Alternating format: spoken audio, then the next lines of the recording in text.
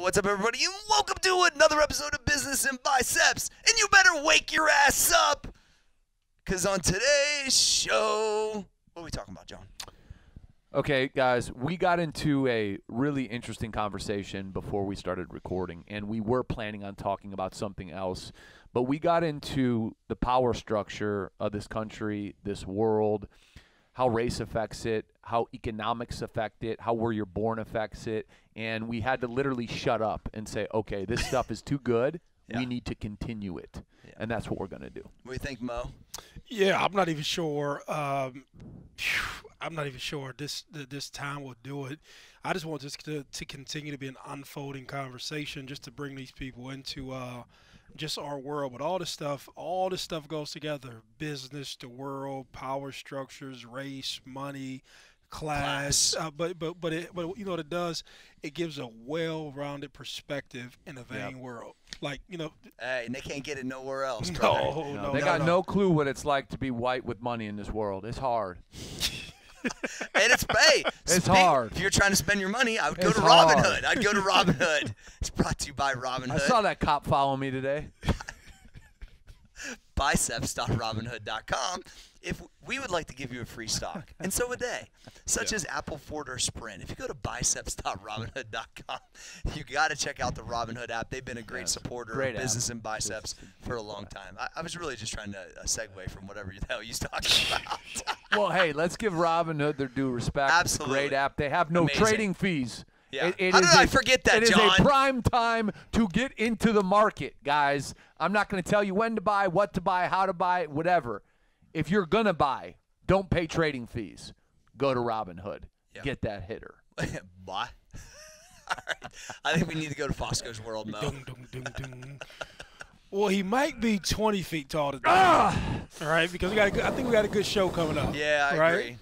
And I just want to hurry up. Yeah, he's 20 feet tall today. 20 feet tall. And Mo, double bicep. Yeah, double bicep. I think we have – you've been working out. There you go. I see it. Yeah, okay. So after you sit across from somebody for so long, you just kind of see them, right? Yeah. But he ain't been flexing on you, Mo.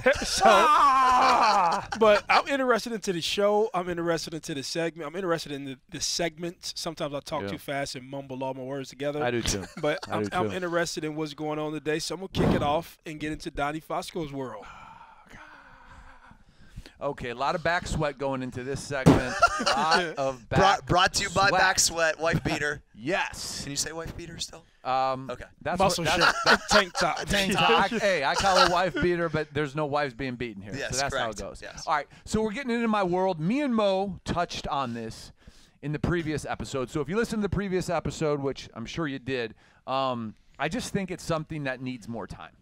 And what we were talking about was telling children in specific and people in specific that you can be anything you want to be, and just exploring that thought. And in my opinion, it's bullshit. It's absolute bullshit, because if we, in theory, tell people they can be whatever they want to be, it is natural, and I think it's innocent for young kids to say, I want to be LeBron, Daddy. I want to be president, Daddy. I want to be a surgeon, Daddy. And what we're not doing when we're encouraging our kids to be whatever they want to be is we're not taking practical facts into account. The fact that, you know, they're getting C's at school, they're reading at a level that's a little low, they're a little slow in this area. You're not going to be LeBron because I have to bribe your YMCA coach to put you on the floor. You know what I'm saying? I have to slip him a 20 every game so you can get 5 minutes. It's true shit, though. And your best game is 1 point and 2 rebounds. And you're going to tell me, just because I bought you LeBron shoes and made the worst decision of my life because you won't shut the fuck up about being LeBron, that you're going to be LeBron when you grow up. And you're not going to be LeBron when you grow up because you suck at basketball. So what am I doing when I'm supporting my kid's thought progressively over time? So he's 8 years old, he's 10 years old, he's 12 years old, he's 13, and he gets cut on the middle school basketball team. And at that point, he realizes maybe I won't be LeBron, so I'm going to be an astronaut. And at that point, you look at his 2.1 grade point average, and you're like, motherfucker ain't going to be an astronaut, I got dude. a better shot at being an astronaut. Shit, dude. This kid's not going to be an astronaut. What the? Wait, hang on. What is this social norm that everyone practices that, no, you can't be what you want to be? Son, I've noticed you're very social with people. That is great. And that's what makes a salesperson a fantastic salesperson. I think you should look at that. Here's a couple books. Let's talk about sales. Enough of letting a 7-year-old ego or a 9-year-old ego dictate where they think they're going to go. They're not developed enough to understand what it takes to get to those places. They just see President Obama on TV and they're like, I want to be him. And then the stupid fucking parent who doesn't have the balls to stand up to their kid when they've been on their iPad all day says, yes, son, you can be whatever you want. It's a social norm that needs to be challenged, and I'm going to get out in front of it, and I'm going to say, encourage your kids based on what you notice as a parent or as a uncle or as anybody. Encourage them to go after the things that they have natural inclinations towards. I like that, because I think then there becomes a conversation like, hey, you know, if like my kid is pretty good on the computer with like chopping stuff up, video, whatever, and I would say, like, Alex, like, this could be a job. It doesn't have to look like, you know, you don't know anybody else that does this, but this, you know, except for Kyle, Trey, some of the guys around, but like, this could be your job if you want to excel at this craft. That could be, you don't have to be a doctor or a lawyer. You can make just as much money or more doing this. Like, I think that's more like when you see something and they can harness and be like me with working out, like that became my job essentially. Like, I want that to be the thing. But I think the sports is where it really gets weird, because it's such a small percentage that is just not. But you know, we're still dealing with mentality, right? Yeah. We're dealing with the lottery ticket mentality.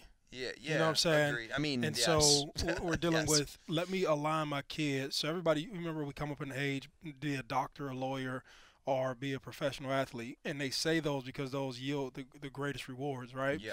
And what every person who doesn't succeed is trying to do is, okay, let me take what I learned, put it on Cory, and let me just make Cory into an athlete, or hit the lottery ticket, or say some outrageous thing to vaguely encourage. But the parent hasn't gotten thus far. But people who are really, you know, who really know what the hell is going on, they can give their kids proper advice. But within context, I believe in encouragement, but I don't believe in stupid shit, right? Unrealistic expectations. No, so like I even told my girl, so I told my daughter, and I know we're going to go deeper into the show, you won't be awarded certain opportunities because I've done some fuck-ups, right? And they can use your father's past. It's very fucking true. You know what I'm saying? It's very fucking true. But I would rather have my daughter digest that now and to say it to her now, who you're connected to, what they've done, it's how they've done. Aware statement, Mo. Listen to me. I can guarantee you, Trump kids, after they're done, certain things won't happen with them because of things that just have happened. Of course. You know, and other things will. Just a few. And other things will. Yeah, and other things will, but it's dealing in reality. You know, we're dealing reality with each other back and forth. But to the kids, like, no, you know, and I don't know if it sounds brutal to some people, and I hope it doesn't. You know, I just hope people can say, hey, that's very practical. If my kid doesn't do well in school, if my kid isn't a hustler, right? And doing well in school, that can go one or two ways, but the work ethic, right? If your kid has a crazy work ethic and they just can't figure some shit out, okay, my kid has a positive. But your kid can't be a lazy ass, and then I'm about to tell my kid, hey, you know, go off to fucking Ohio State and be an engineer. And I know for a fact it takes discipline, commitment. It takes having the ability to have that skill set. And and he's ripping bongs playing Call of Duty in your basement. And so it's never going to fucking happen. You will be a result or a collection of all of your experiences and your habits that you put together. And you can almost take that same thing, John, from a kid to an adult. You know, with adults, they can just turn things around and magically do it just because they have hope. The bottom line is all this shit takes work. And wherever a person is consistently working at or working in, and whatever they do with that time, when they basically committed to something, that's what you're going to become.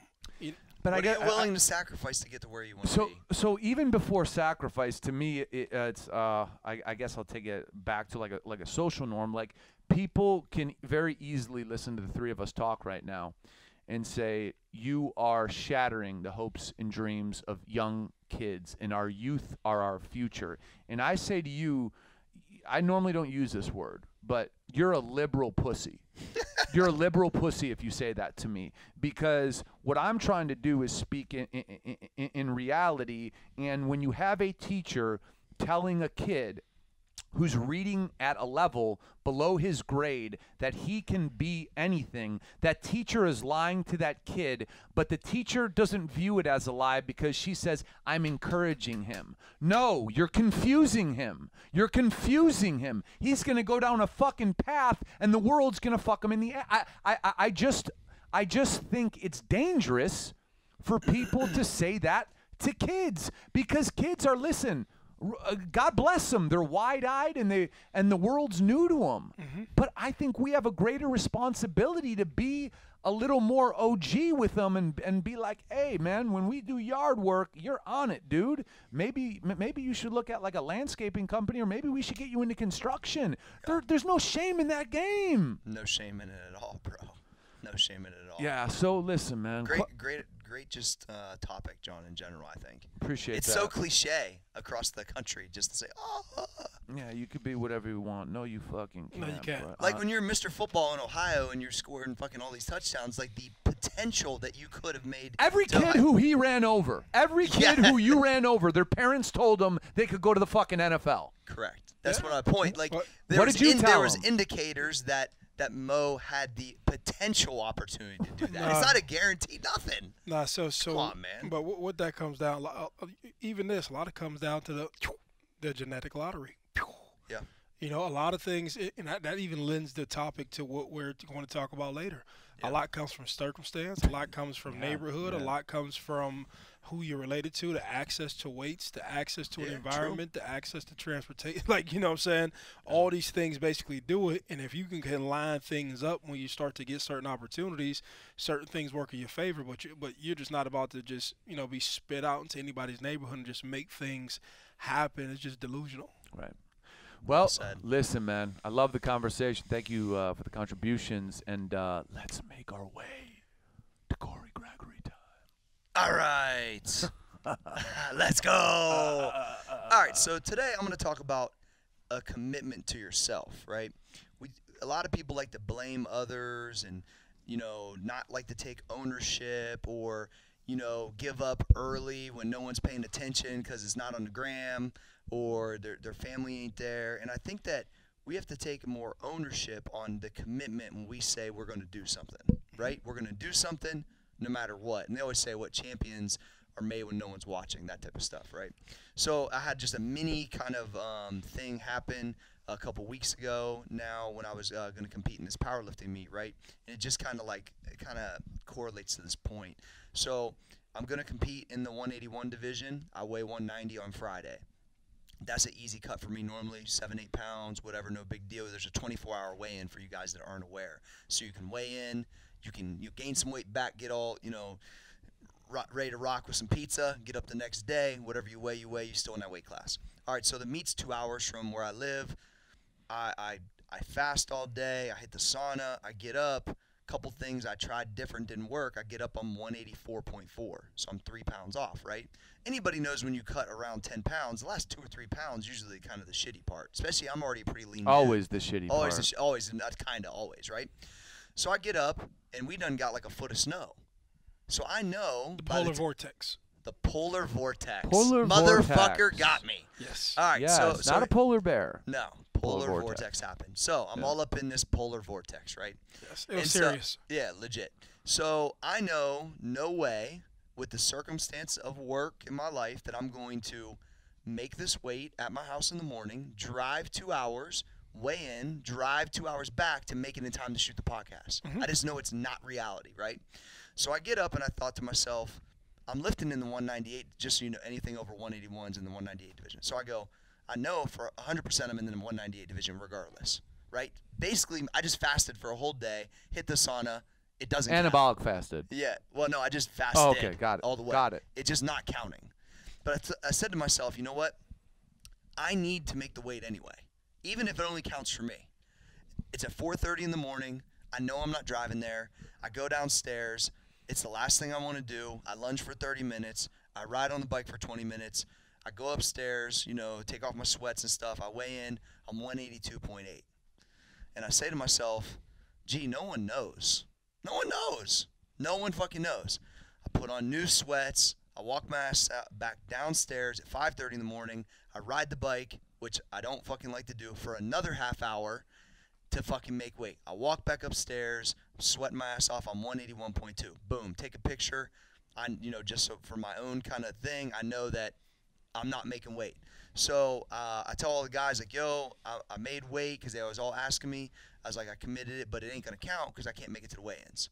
So I know regardless, I'm not going against the guys that weigh 181. I'm going against the guys that probably weigh 210 Who cut down that cut to 198. It's a different ball game, everybody, right? 20 pounds. It's a big huge difference. So anyway, the biggest point is that no matter what part of your career you're at, what you've got on your docket, I was at a crossroads to where it really didn't matter. Probably wasn't going to change how I lifted. Probably wasn't going to change the amount of money I made that day. Probably wasn't going to change a lot. But what it would have changed is if I just gave in to myself just because I act like a little bitch, basically. Yeah. And for me, I was just like, I need to know that I can make 181 and that I can lift these weights for my own training. It doesn't matter if I get a plastic trophy or I make money, but I committed to myself 2 days prior that I was going to make 181. And that morning, knowing 1,000% it wasn't going to count, I still didn't eat, and I did an hour and a half of cardio, which fucking sucked, just to do it. Well, I'll say this, and I said it before. I think that we don't pay attention to how we build character, right? And every day that we wake up, that we face decisions that call on something different in us, I think that those are opportunities to make judgments on character, right? Yep. And so that was 100% a character call. And when we're talking about building entrepreneurship, we're talking about doing business with people, we're talking about how often have you practiced and reinforced your character, you know what I'm saying, in order for it to show up in other areas. And so that's no difference than what you said at the beginning of it. Champions are made when no one else is looking, right? Nobody else is looking. This is a time to work on my character. I'm doing the right thing, and this is me having integrity to myself, and I can look another person in the face and say, hey, I did the right thing for the right reasons, and I made the right choices. Whether you adjust, your scale ain't how I live my life or how I measure my life. You know what I'm saying? I'm not about to put myself in a fucking snowstorm to go jump on the scale for a plastic trophy, but Yeah. I am going to basically do what I have to do. Still, my commitment, I'm still living up to myself. Yeah, bro, and but the fact that is the thing. And so when we talk about, when I rag on the internet all the time about what's missing, the character of the people are what's missing, right? It would have been easy to lie. It would have been very easy to lie. Or not say anything. Or not say anything, but the character No of one the would have person. questioned it. Or even worse, not hold a commitment to yourself. Yes. Because again, if you're not a man of your word, you are a bitch.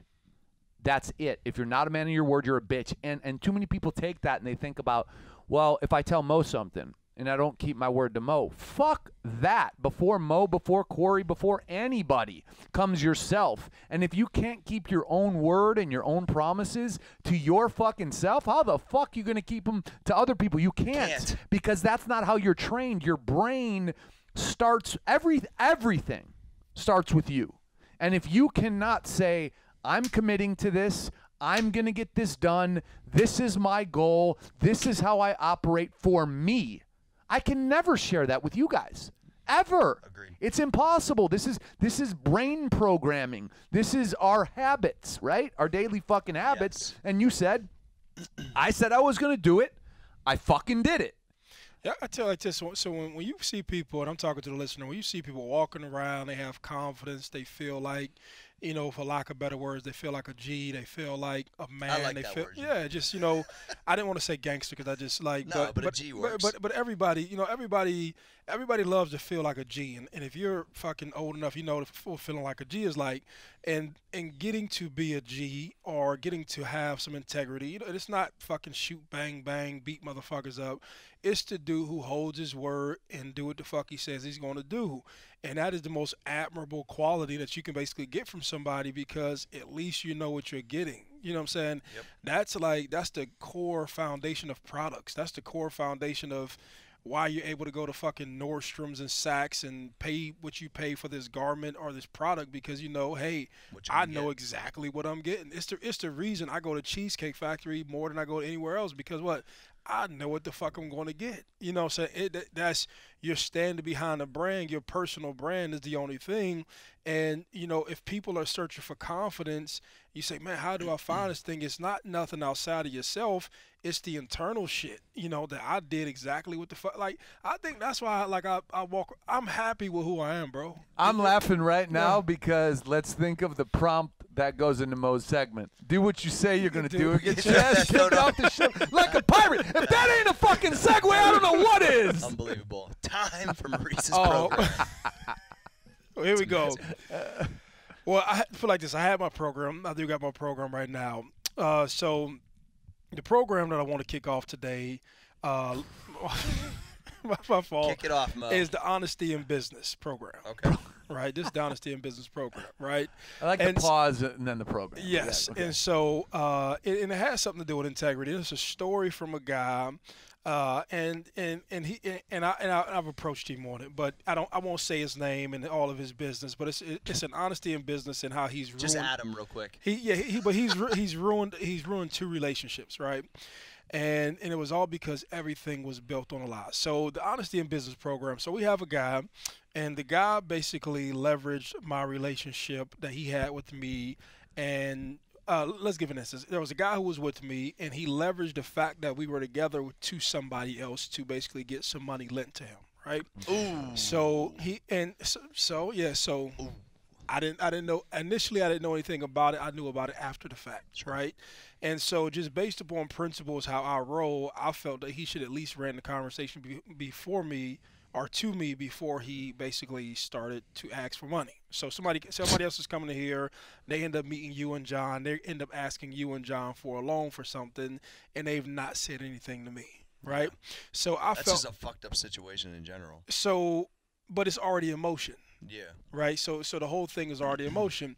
And so then when I find out, I'm like, all right, and I'm hoping for the best. And so things are going on, business is going on, and then out the blue, as I'm talking to this person who I got the money lent to them, I can start to hear the excuses of how they're not going to be able to pay the person. Right. So I already know what's coming down the line, that even though I wasn't in this transaction, I'm now in this transaction.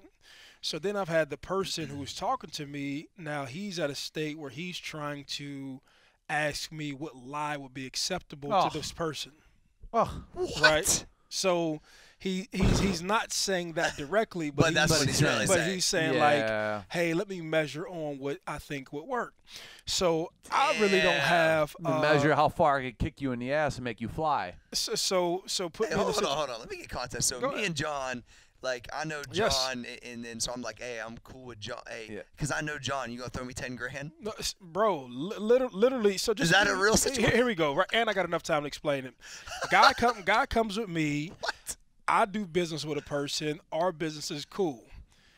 Guy comes to me. He understands the business that I do with this person. He then goes and asks the person to do some business with him. Gotcha. Without me even being in the loop. So he doesn't want to work his business, or the business that he has is not working the way that he wanted to work.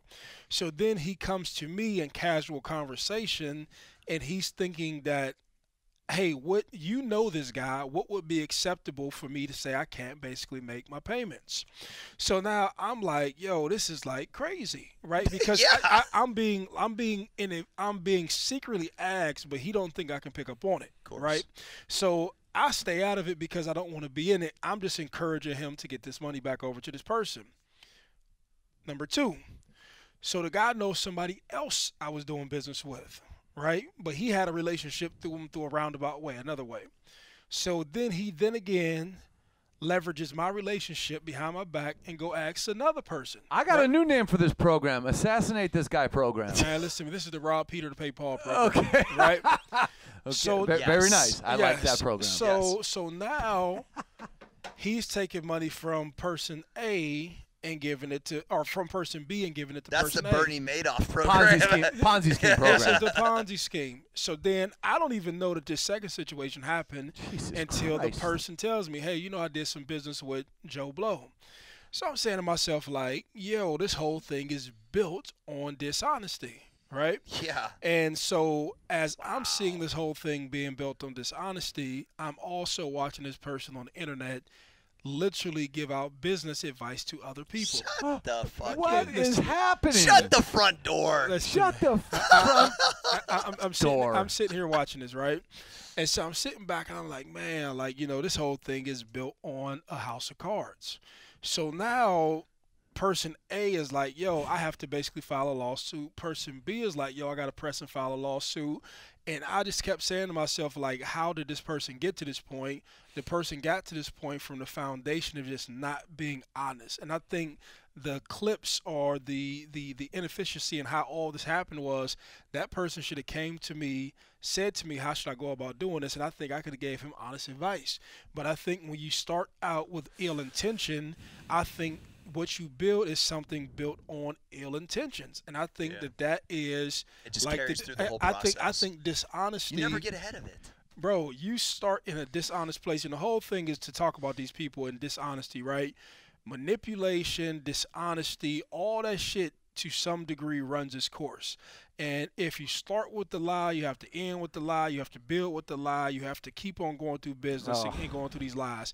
And at this point, the guy is in so far of web of his lies, but he's so far in the web of his own lies. But what happens is that his family and everybody that he's supposed to be taking care of are the direct, not beneficiaries, but whatever word is opposite of beneficiaries. They're feeling the consequences. They feel the consequences of your poor decision making, but it's all made from dishonesty. Right. You know what I'm saying? But there's people on this podcast I know who may think that, hey, let me work an angle with John. Let me work an angle with Cory. Or there's a John or Cory. There's somebody in their own neighborhoods, Sure. you know what I'm saying, who literally are somebody that they're working or trying to work in order to basically get ahead. And that's all.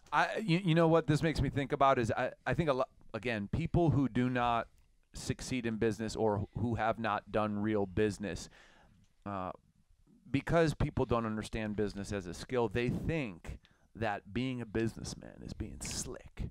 It's figuring out how to be slick and get one over on them. When that's why I always fucking preach, and we've said it many times on the show, there's only one kind of deal where both sides win, okay? When you get one over on someone, that's a period of time. And when that period of time expires, both you guys got problems. And Johnny, that might have been like, 20 years ago when I kept talking about trying to own my own business. That might have been where that negative connotation come from. Because that's before like the entrepreneurs celebrated because of the internet age, and now there's so many fakes. But back in the day, it's like people they didn't like value it as much or think it was cool or even understand it. It was always like a negative, maybe because it felt like the guy who does that. Because even today, whether I'm operating with my financial people, everybody makes me feel some kind of way. Like even now, because I don't operate in the system.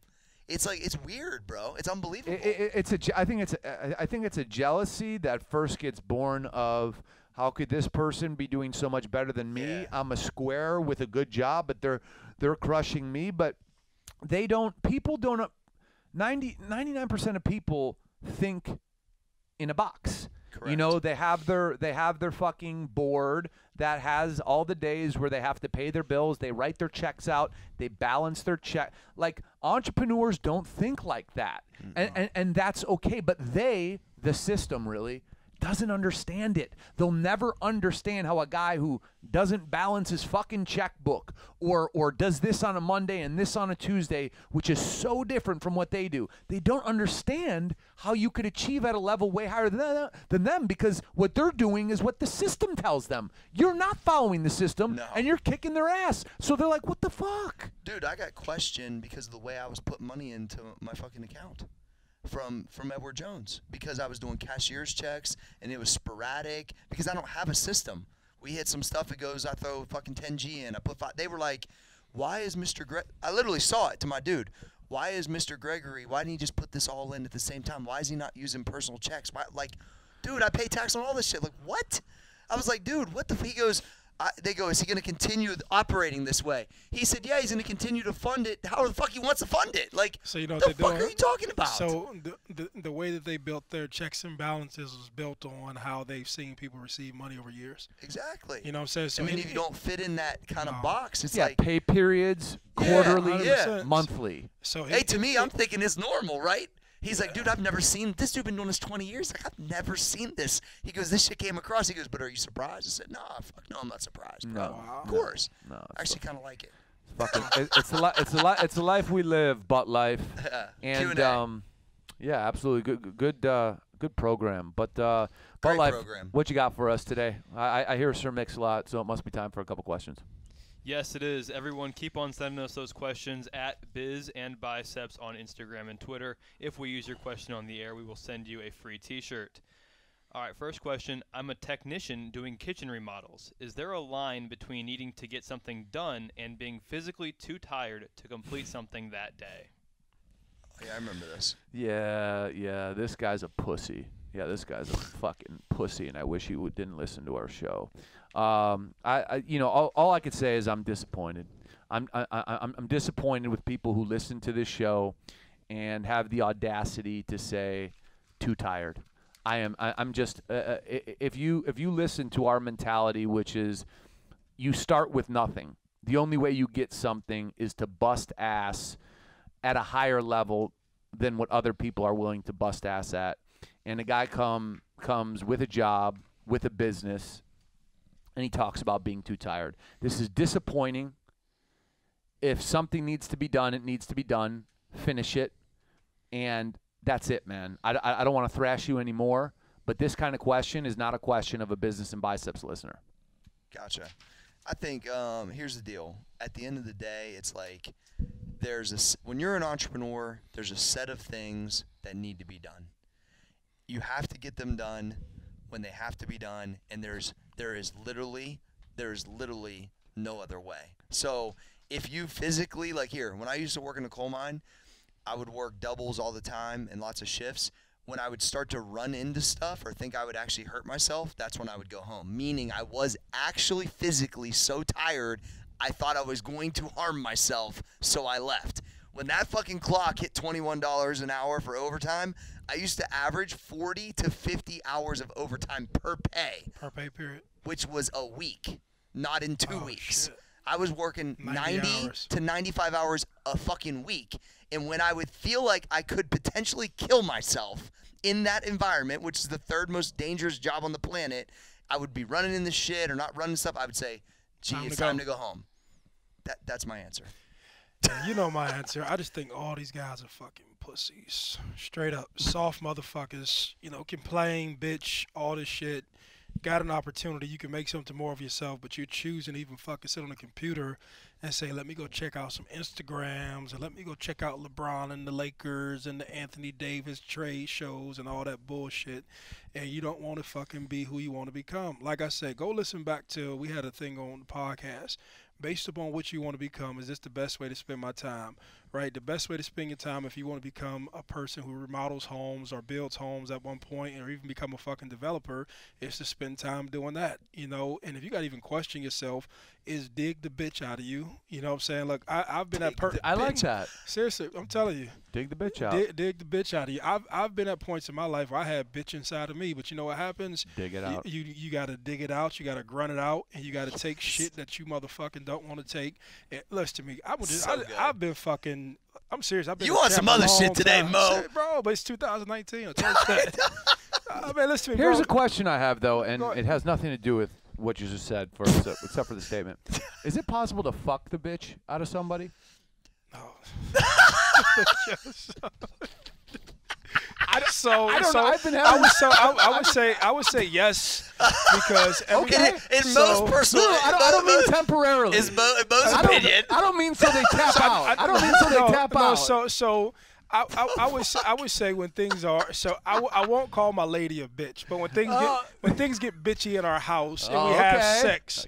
So listen, I'm like Hey, look, tread lightly. Yes. Homie. No. So my lady's not a bitch, but when things get bitchy in the house and we have sex, I would say the bitch is gone temporarily. Oh. The bitchiness, right? So listen. I understand exactly what you're saying. So double down, Cory. No. Hey, I'm just gonna be out here. I'm just grab letting- the back of that head. Hey, bro, you out here on a ship by yourself.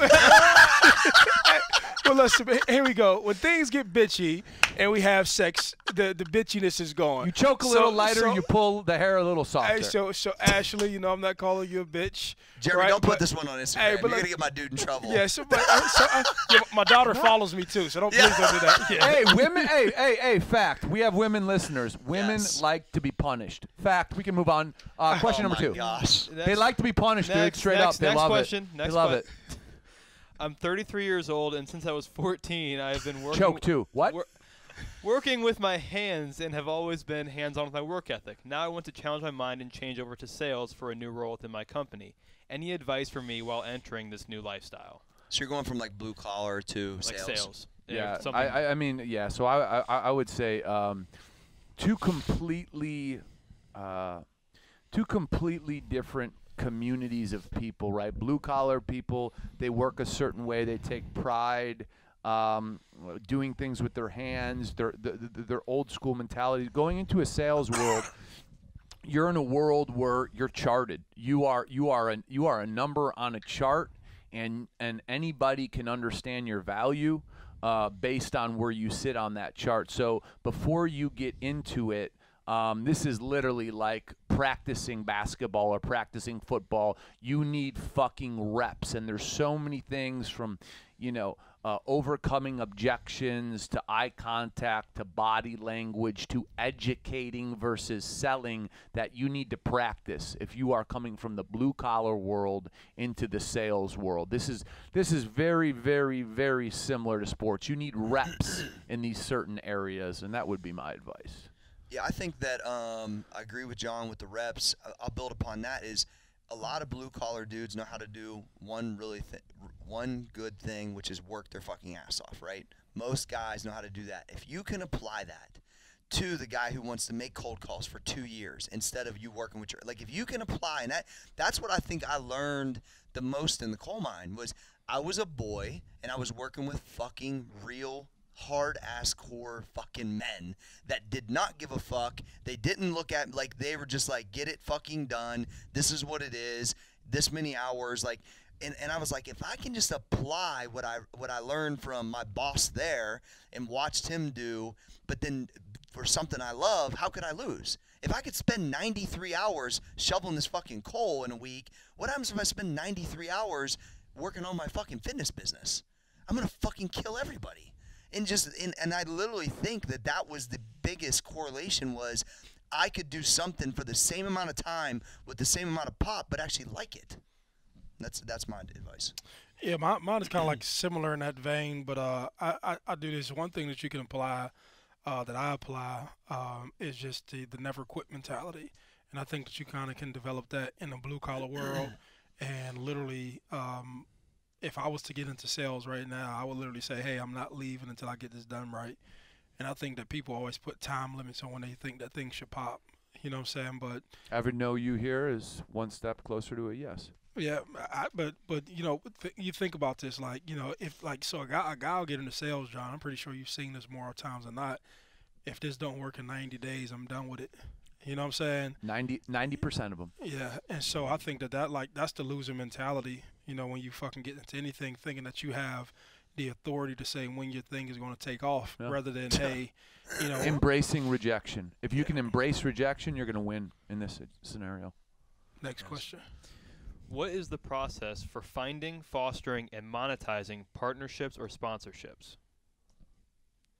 Okay, so I'm going to take it as sponsorships. Okay, so monetizing them for is this guy basically working for a company in marketing, or is he an agency that takes money in from a company? Or is he trying to get his sponsors You don't know. for himself? I don't Okay, think- I don't so know. I'm gonna go. Take whatever you want. Okay, so I'm gonna say activation, right? So let's say you sponsor a surfer, and the surfer has 150,000 Instagram followers, and your company gets a big sticker on his surfboard, and you get 2 mentions a month on his social media.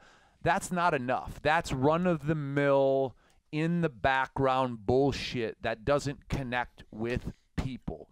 You need to activate the sponsorship, and activate is this big broad word that's been brought out in marketing over the last 10 years. And what's it really mean? It really means taking that deal and getting the most out of it. So if that means building a relationship with that person and having monthly events, you know, surfers do a lot. They do a lot of bonfires on the beach. So it's a sponsored bonfire. This guy's doing it anyways, and he has a big following. So it's sponsored by your company, and these are things that are basically activations that are worked into a deal that was structured to simply put your logo on their surfboard and get 2 social media posts a month. Okay, that's not enough. So take what these people are already doing that's connecting with their fan base, and activate around it and connect your brand with them. If that means your company spends $800 on fucking hot dogs and bottles of Corona, that's what it means. Now you are part of the community, and the community is who spends money. So now they're like, oh, fuck, okay, this company's dope. They bought the beer? Cool, man. Who are these guys? Like, you got to activate. You got to connect. Yeah, I'll take it to a different angle. I think the question, because it could be interpreted a couple different ways, is like a lot of people want to get sponsored, right? And here's the problem is, the truth of it is a lot of people have an unrealistic value on themselves, to be straight. Like, they think this company should give me this.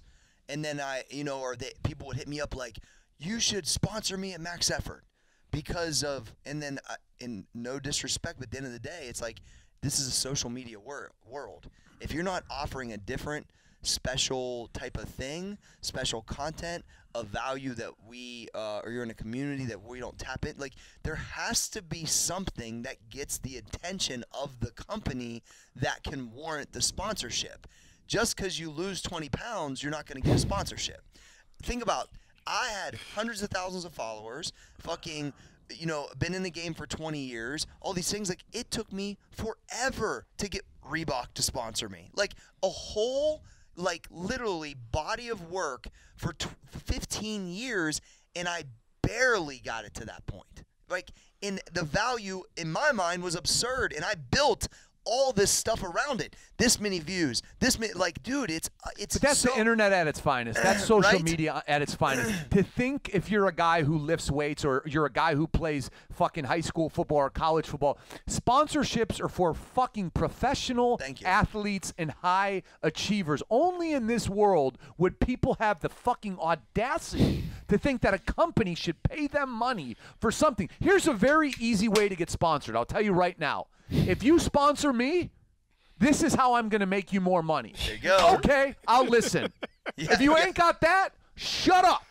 Yeah. Ain't that the fucking truth, Johnny? Yeah. That's what I was trying to say. I don't have anything else to say. John, it was good here. Yeah.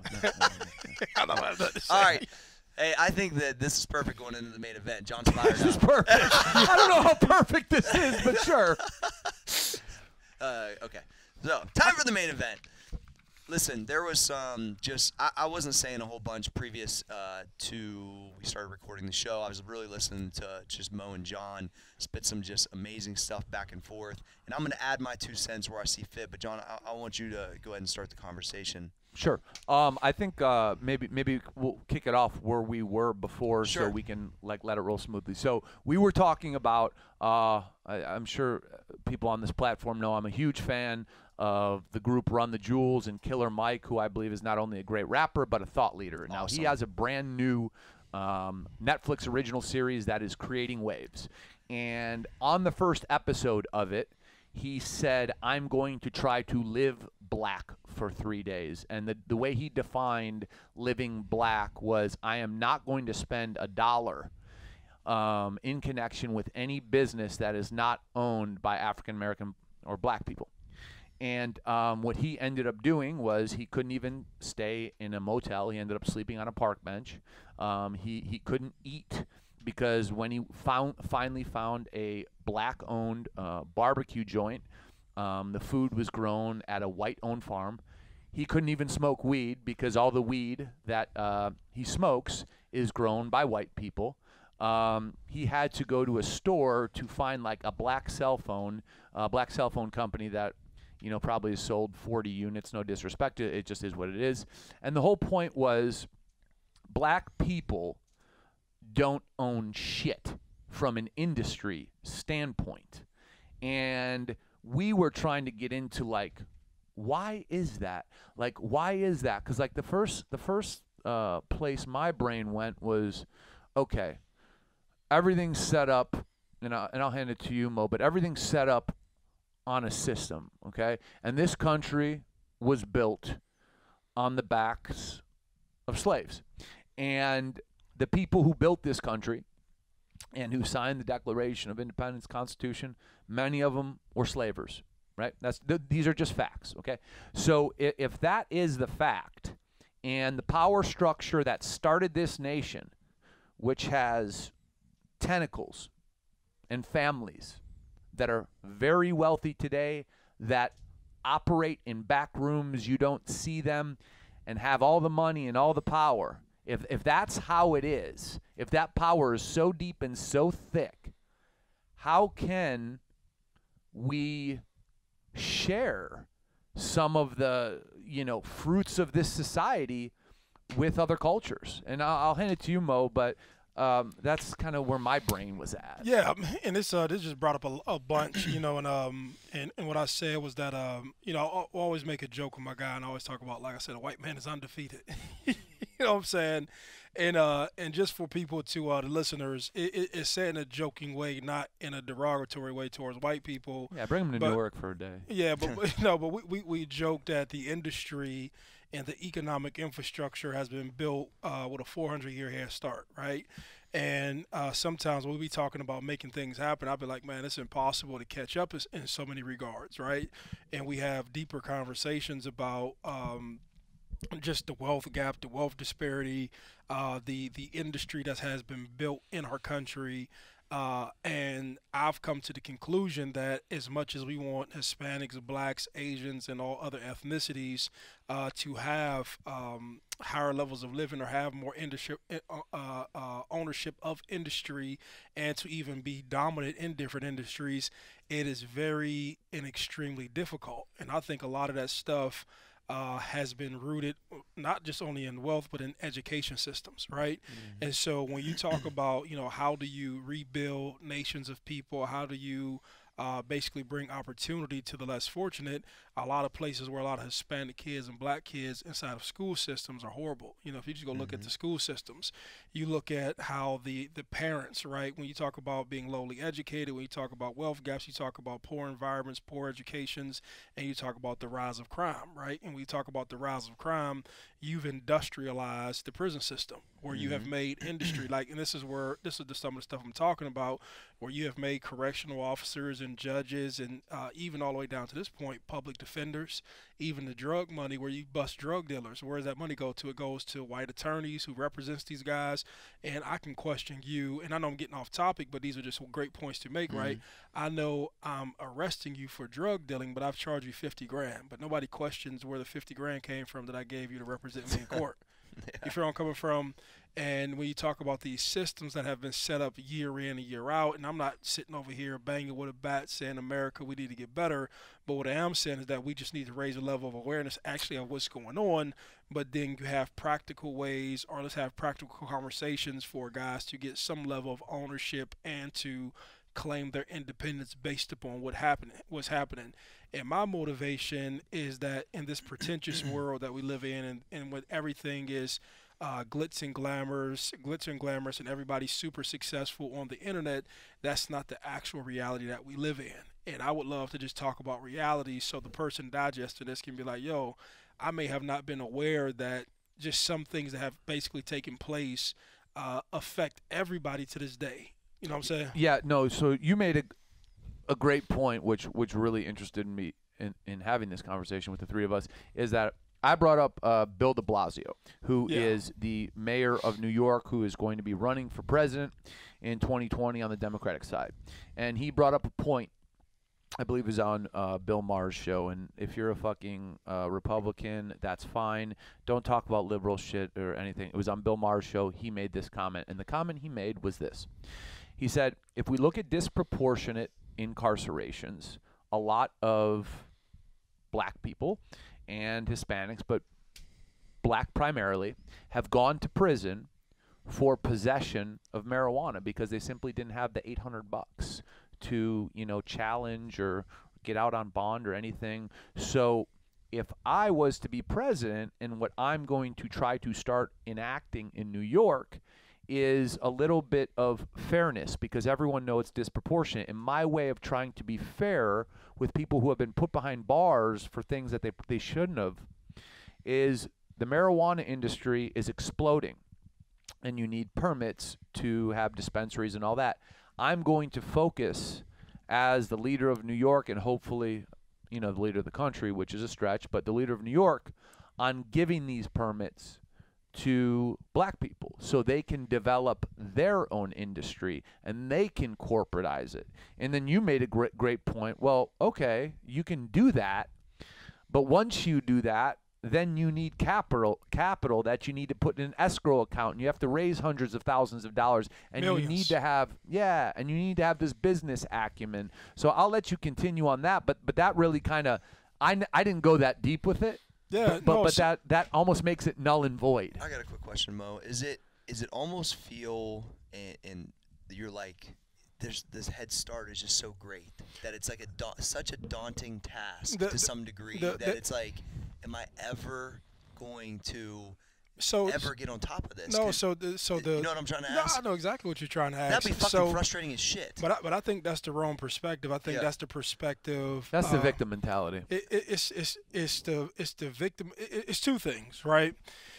So it's to one, you're aware that so let's all deal with the facts. We understand how the country was built. Well, let's deal with that. But to then pivot from there and say I have to catch up is almost foolish. You know what I'm saying? That's kind of what I was getting at. Right. And the world has changed in such a way that you can improve the quality of life. And all you're really asking for, what we're really asking for in this whole conversation, just not with black people, mixed people, Asians, whatever, is just that can the person who's trying to do business have the same opportunities that's awarded to somebody else?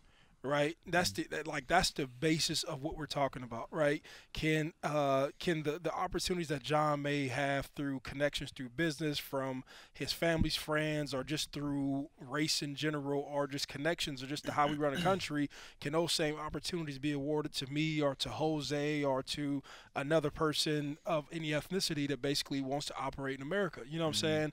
And then now people are trying to clean up a lot of old disparities where we talk about disproportionate incarceration. Right, but to John's point, to finish that and then to come back to you, Cory, to John's point, this is what I was making, right? We can never get to this place where we're saying we're just about to exclude black people from white people, from Asian people, from Hispanic people, because that's not how the country was made. But white culture and white supremacy or white power, however you want to call it, it's so ingrained that you'll always need white people for something. Whether you're going to get a tractor, whether you're going to Monsanto to get your minerals, whether you're going to get the equipment to basically grow your marijuana, whether you're tilling the land. You don't have a tremendous amount of people who are educated within this industry. You're talking about building logistic industries. You're talking about so much stuff that when you look into the infrastructure systems that people just don't have set up, right? And it's for a number of reasons. You talk about shitty school systems. You could talk about families on over the period of time. But how many black people do you know outside of like a pocket of business people in Atlanta, a couple people here and there throughout your suburbs, and professional athletes who can park a couple $1 million for a year while their application goes through? It's few and far in between. Before you know it, you're coming, hey, can I raise capital from some white guys? But then to even get into these trivial black and white conversations, you're really taking steps back. Like, why can't you just say, hey, moving forward, I understand what took place throughout the country. I understand how we got to this place, right? But to even get to a space where we're about to fight and say, hey, we have to catch up. Think about what you're really saying. I have to catch up to 400 years, so many cultures, all these different people, and I have to damn near blow up the American system to make this happen again. It's never going to. Is it really catching up, or is it making progress? Because here's what I think. That's right? what I was going to say. Each generation can make so much progress. But I want to say one thing real quick.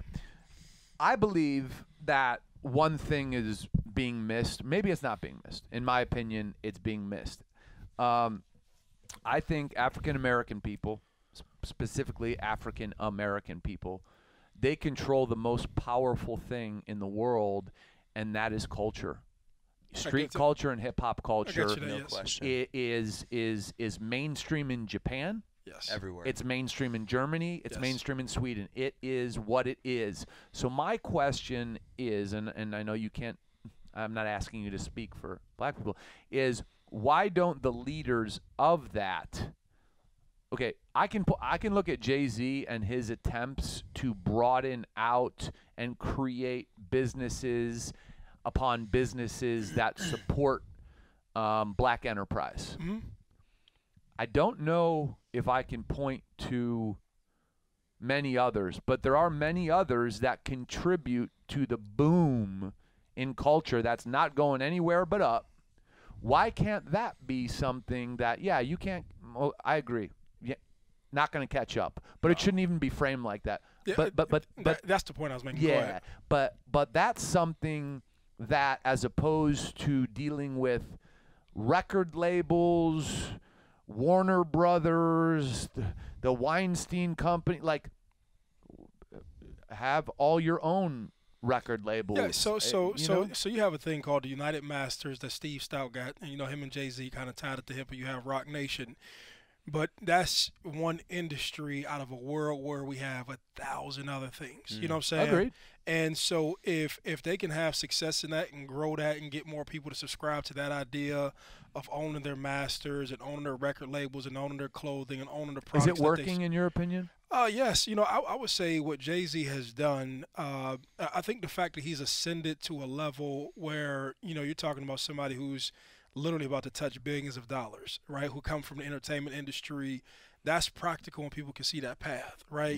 Yeah. But for me, seeing business, there's so much other industry out here that needs to be tapped into, that people can get into, that may not be as sexy and entertaining as hip hop and cute and all that other stuff. I see what you're saying. But it's a start in some progression, right? Yeah.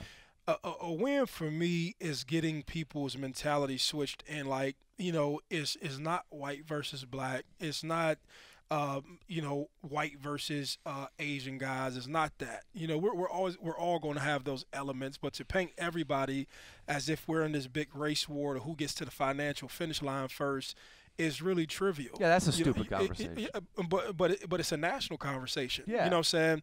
But what we need to have practical conversations about are, how do I get home ownership for you? Like practical shit. How do I make John into a homeowner, a first-time homeowner? How do I get equity built into your property? Is there a black bank? I don't even know. Is there black banks? I'm pretty sure if you go to Atlanta, like the concentration of African-American success is in Atlanta. Right. Right. If you really want to look at what is kind of like the blueprint where Other cities may have pockets of it. You can go down to Houston, they have pockets of it. But where you're the predominant, just how like South Florida is like Hispanic people and people come from over from the islands. Yeah, South American. South America, yeah, right. You have Atlanta, who's that thing. And so you're talking about a collection of successful people there, right? A lot of reasons why you may not get this other participation from black people, because you have a lot of people propped up by white people and they're the token black guy. You know what I'm saying? So Jay-Z, a lot of his wealth is driven from himself. A lot of these rappers' wealth is driven from the ability to entertain, take my music, put it on the internet, sell to the consumer, basically get my money, and I'm made by everybody. I'm made by myself, right? And so Jay-Z is just a more responsible version of what these young rappers should be aspiring to be. Okay, now I'm a businessman. Now I can get in a different industry. Now let me get into sports. Now let me teach these young guys who are coming up on all these millions to be responsible with their money, to buy a business, to get into investments. And that's the whole Rock Nation model. Go ahead. No, okay, so that was kind of my question. Is there a voice or voices that speak outside of closed rooms that say to like these, I don't want to sound, I'm just going to say it, these young, influential, tattooed-faced rappers that are multimillionaires that sing about or rap about drugs and killing people, So- that this is fucked up, man.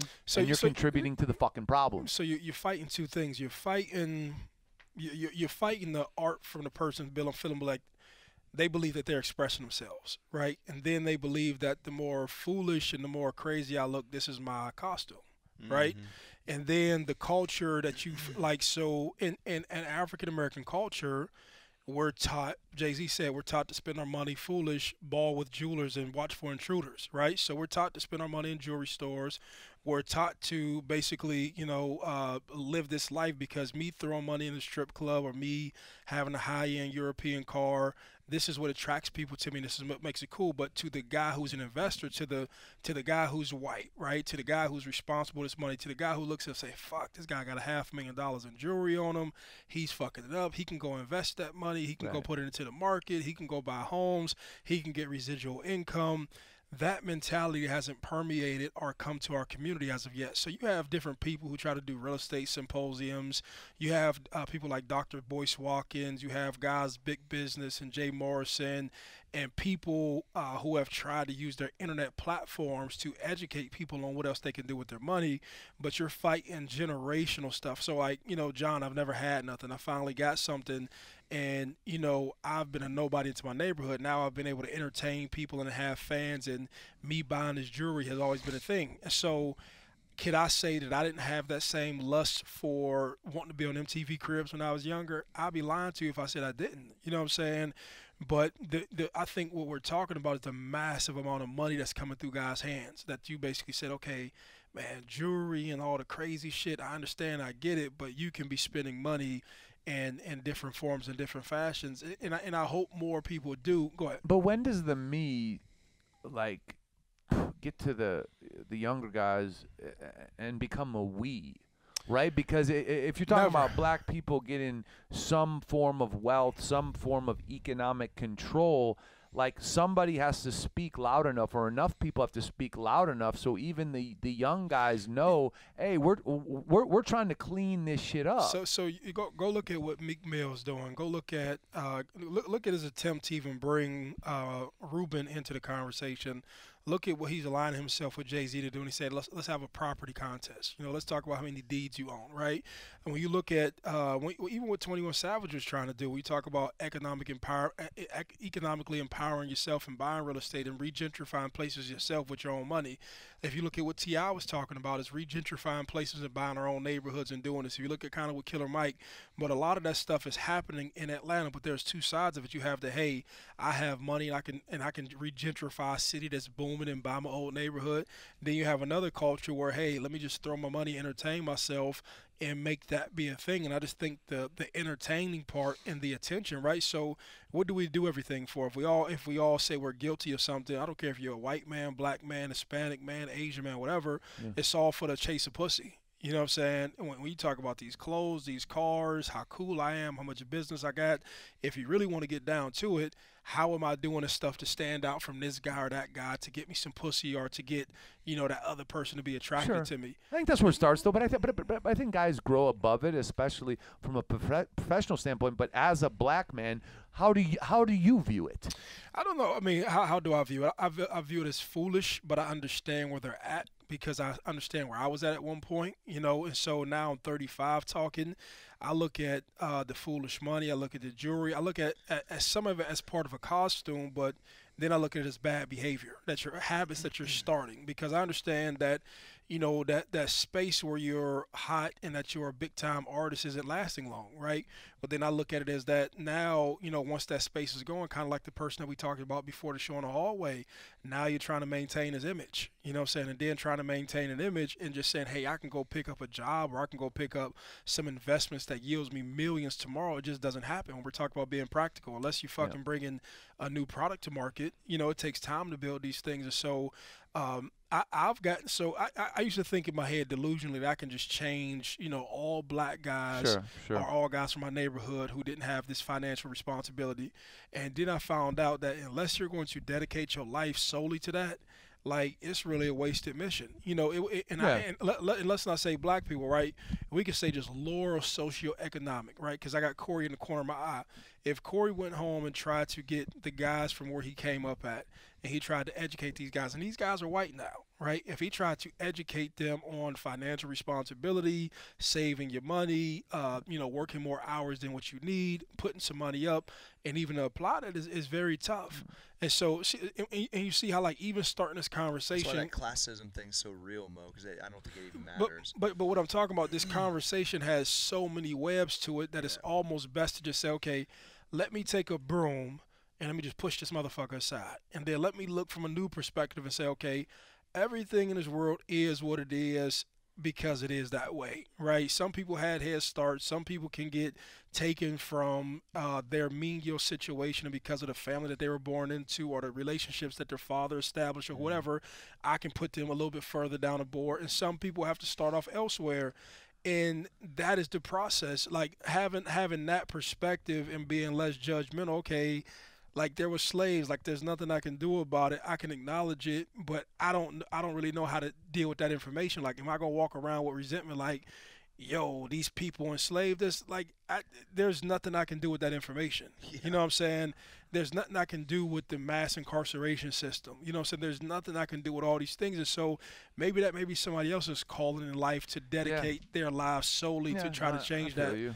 But is it really going to happen? No. Yeah, I agree with what you say 1,000,000%. I just hate when I come to the conclusion that the answer is throwing my hands up and just saying, hey, man, let it be. You know what I'm saying? I always feel like because this is what you're saying. You want to do something. Yeah. You want to feel like you can make a change to something. You understand that it's wrong. Yeah. But you're asking yourself, okay, it's like fucking throwing. It's like this. It's like getting somebody, giving them a haircut, and taking every string of their hair and throwing it up. Boom. And you understand that all the hair on the ground should be picked up. It needs to be picked up. And the thing that you have to do is pick it up piece by piece. You're like, okay, it can happen, but it's so much fucking work and it takes so much fucking time that I'll be here for fucking ever trying to do this. And I'll miss the responsibilities to my own family, to everything else. And so, hey, wherever I can spend my time to do good and do right. But I think, like, America is just one of those situations that what has taken place in the past has been set in motion so hard, right? And whether you like it or not, that fucking train coming down the tracks, and even though you want it to stop, hey, it's going to damage what it's going to damage. It's going to run its course. It's going to run its race. Like, bro, do you really think I would not like for black people to be doing better? Of course. Fuck yeah. Do you think? I'm just saying the relations between white and black people. But I think we hold on, like even having the ability to say, like, cool, like, I may not agree what took place in the past, but I get it. You know what I'm saying? And let me move down the road and like, let's move on from here. And if a person has any fucking decency in their head to say, okay, you may start it off from, but we do it now. If a person got a shitty situation and you can help them, don't matter if they black or white, and you be like, okay, I can help this person. Let me help them. Let me bring them along. That's all this shit is about. You know what I'm saying? Yeah, I guess in my head, I'm thinking of a situation. I'm just gonna say it. I felt racist about a week ago. So like, I would go to this post office, right, in South Carolina, and you gotta drive through about 6 blocks of predominantly a black area. You know the car I drive, so I'm driving it through there every time. There's 4 guys, same area. They're eyeing me. You know, they're eyeballing me. And then one time, the last time I drove through that area, there's cars parked on the left, cars parked on the right, and basically if you want to get down a street, someone's got to pull over so you go this way. They parked dead in the middle, and they're staring at me. Well, I'm not a fucking moron. I know if someone pulls up behind me, I'm trapped. And they're motioning to their fucking guys, and immediately I just felt this fucking burst of like, I'm going to get the fuck out of my car, and the worst in me came out. And I'm just like, why do I have to go through this? Because I'm a white dude in the car I drive going through this neighborhood. Why the fuck do I have to go through this? But I don't know. I don't know. I apologize. I can't speak to that because I wasn't there. No, it ain't no one's fault. It ain't no one's fault. But I'm just saying, it's like, why do I have to go through this? I want to speak to the point you talked about earlier, Mo, is that when I used to process it of the class type of thing, I knew where my family was, and I aspired for, in my lifetime, to try to uptick it. I can only really control what I can do, right? Now, along the way, I had this passion to hopefully teach, which is what we do here, and what I can do in my high school, and as much reach as I could possibly have to try to impact at least my area where I come from, which is predominantly white, but is also at a lower class and doesn't have the educational stuff that we talk about here, right? Absolutely. It's very similar to the hood. It's just different color skin. It's the only difference. And so all the way I could process it was, I'm here in this trailer. I see the financial lack of financial skills that my family has, my parents both, the way that they operated. My dad had the lottery mentality. They went bankrupt before. My mom worked multiple jobs. They just never got ahead. And really the frustration and the lack of education from that standpoint, and the hamster wheel, bro, and just seeing how it deteriorated the relationships, it deteriorated everything, right? Everything was stressed around money, everything, bro. Yeah. And that right there, I was like, if I can just like create the change in my lifetime that's just upticks 1 or 2 spots, you'll be happy. Yeah. And so now, can I do it way more than that? Yeah, that's the plan. But that was the thing I could conceptualize, that this is what I can control.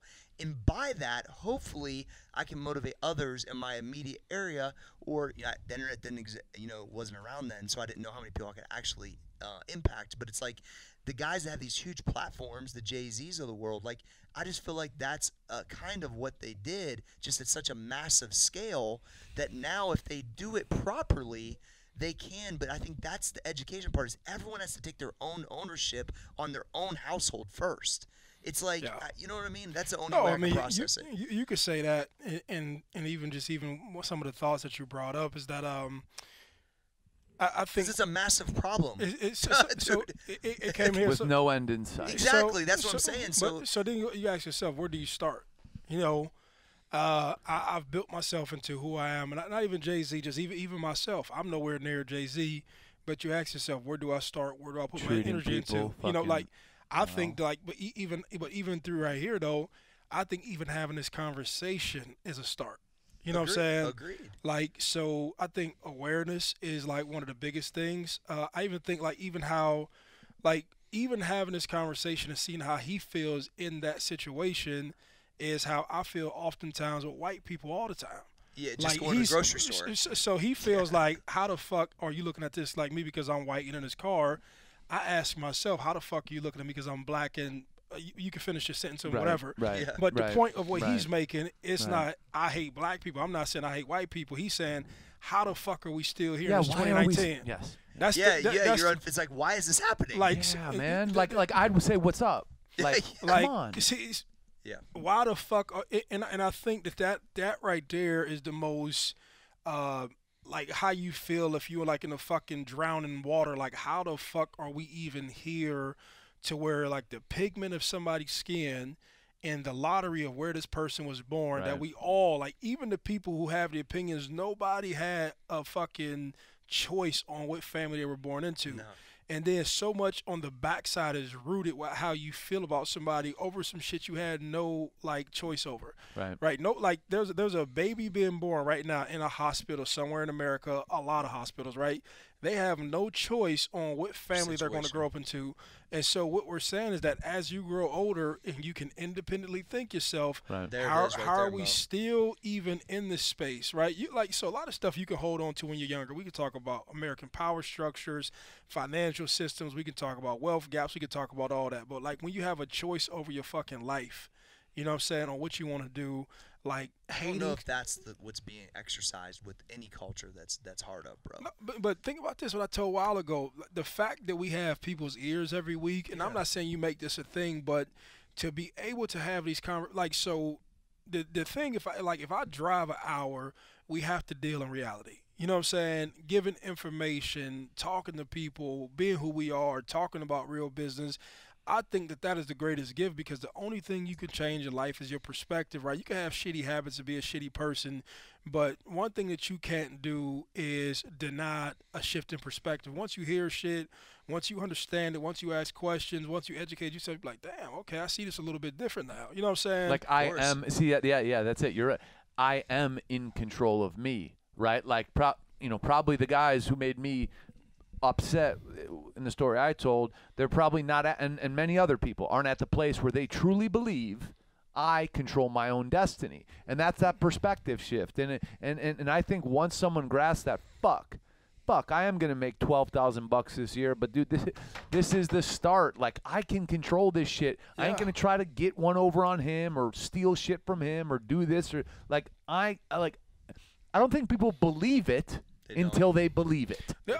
Even when you talk about this, do y'all understand? And I think I might have said this a long time ago, like a very long time ago. One of my goals is to become financially secure. Like, I think Joe Moglia, who was our football coach, inspired me to kind of like run after his passions. One thing that I would love to do, and it was after doing my film, I would just like to make films about documentaries in particular about just real shit. Like, I would love to like be able to sit back and think about this and how we can communicate messaging through documentaries, because I think people digest things better through film, right? Yeah. Yep. Like but like I believe that that's even a conversation, right? So to even go back to that neighborhood and be like, I go to South Carolina, you're like, yo, let me holler at y'all real quick, right?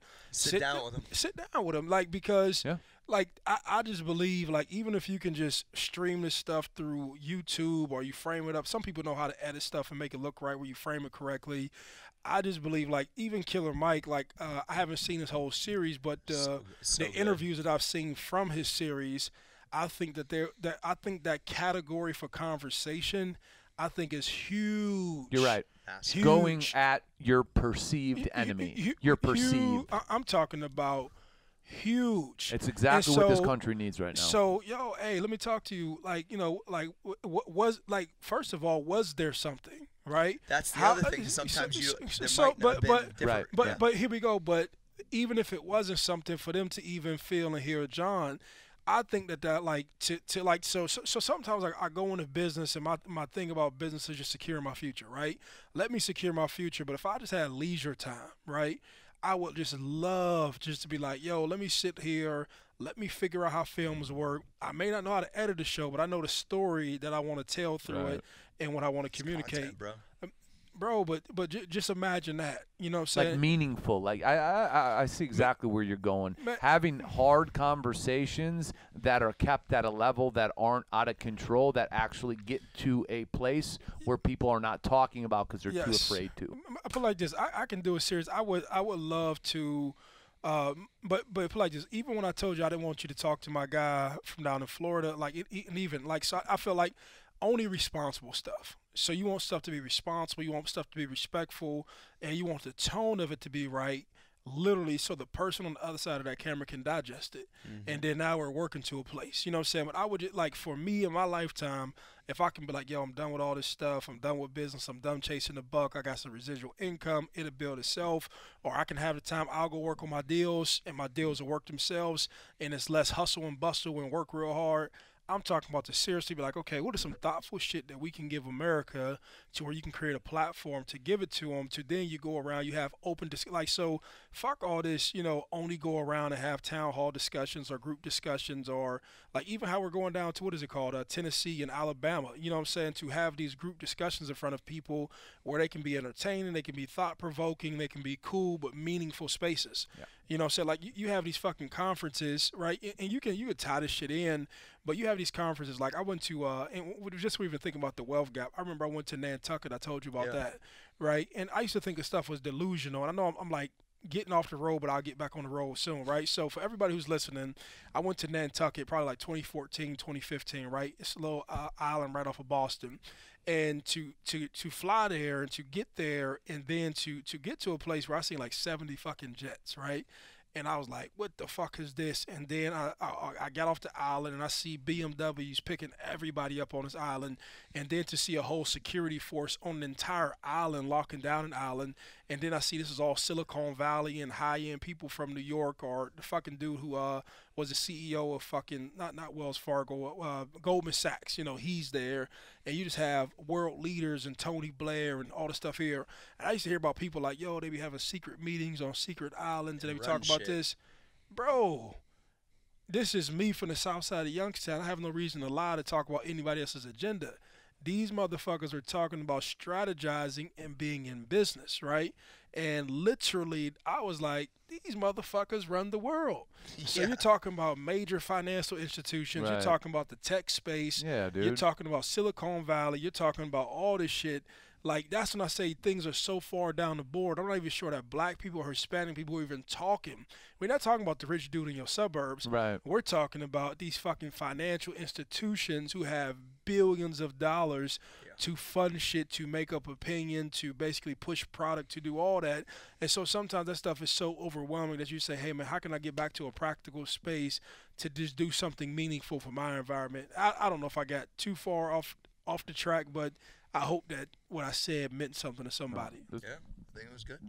Put it this way, this conversation will never end, and that's continue. a good thing, and I think we got to continue to challenge ourselves. Absolutely. All right, guys, so it's brought to you by Robinhood. We would like to give you a free stock such as Apple, Ford, or Sprint, but you must go to biceps.robinhood.com and download the app because there's no trading fees. Gotta love it. On Robinhood. They're an amazing sponsor here at Business and Biceps. And, I mean, without any other time gone by, I think we should just wrap it up.